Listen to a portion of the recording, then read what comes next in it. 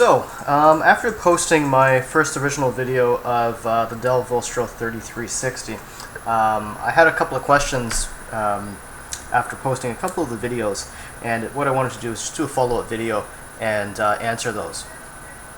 Has nothing to do with what you're seeing on the screen, but basically a couple of questions are: one, when you install the Ubuntu Linux on this unit, does the wireless card work automatically right out of the box?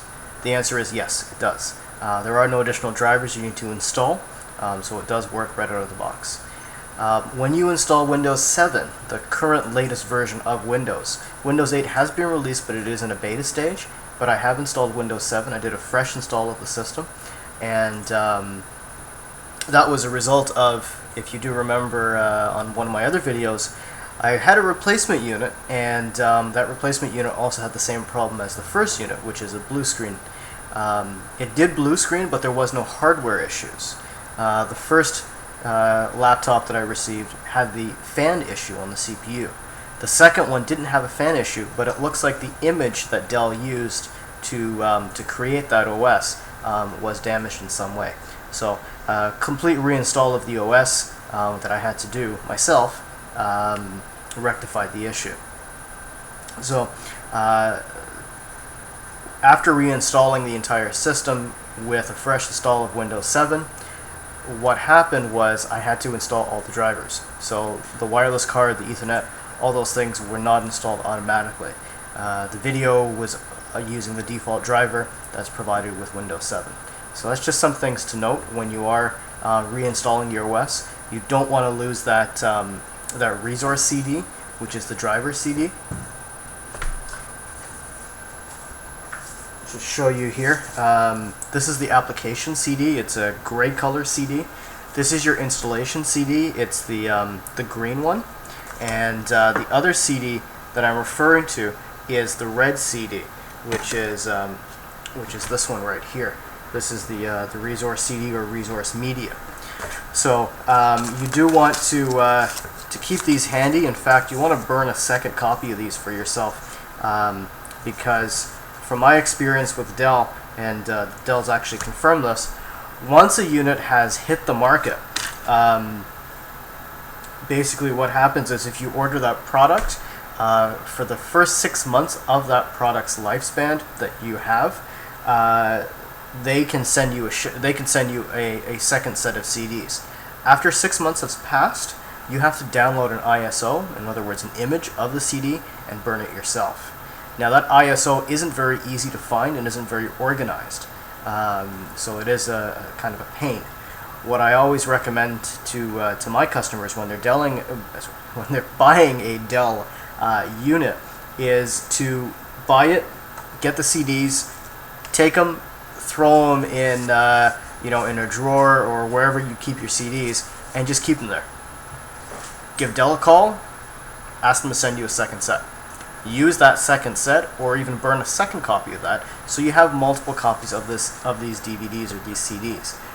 Simply just so that you don't have to go through the hassle of downloading, burning, labeling, all that kind of stuff. You paid for a pretty expensive piece of hardware with a Dell name on it, so you might as well take advantage of getting CDs and other things that that you would expect to get. Well, not expect to get, but things that are not really costly for Dell. So my suggestion is, whenever you buy a Dell unit, may it be a desktop or a laptop, that you do get a second set of CDs, or burn them yourself. Up to you, completely up to you. Another question that I just received from a comment is, what is the battery life on the Dell unit? Now, I got the stock battery. I believe it's a 6-cell battery. The lifespan on that battery is 5 hours. So and that is, of course, depends on what you're using it for. I'm basically using it right now just to check email and to do some basic word processing and some web page updates. So that type of stuff, it's coming in and it's saying the battery life on that is 5 hours. Now, of course, if you're gaming on it, or if you're doing something high-end, or you're doing even benchmarking, you're not going to get 5 hours at it. You're going to be straining that processor and taking out more usage. So the battery life on it, I would say on idle, is probably going to give you maybe 6 hours, maybe 5.5 hours. I'm doing fairly light usage right now, so it's doing 5 hours right now. The other question that I received, sorry, not the other question, but another comment that I have personally after using it for a while now, is when you're using it, I tend to keep my hands right where they're supposed to be, and what I notice is my finger always touches this trackpad. So if I'm in the middle of typing, I'll touch it by mistake, and the cursor will of course go somewhere else on the screen, and I will be typing in place of that. So that's a bit annoying. So you do have the option of locking that trackpad if you choose to, especially if you have a mouse. So that's another thing just to note. The other thing is that the keys are slightly further apart than traditional keyboards. I also use a Mac as well, and the Mac keys are tighter than this, so it is closer together. The other thing to note is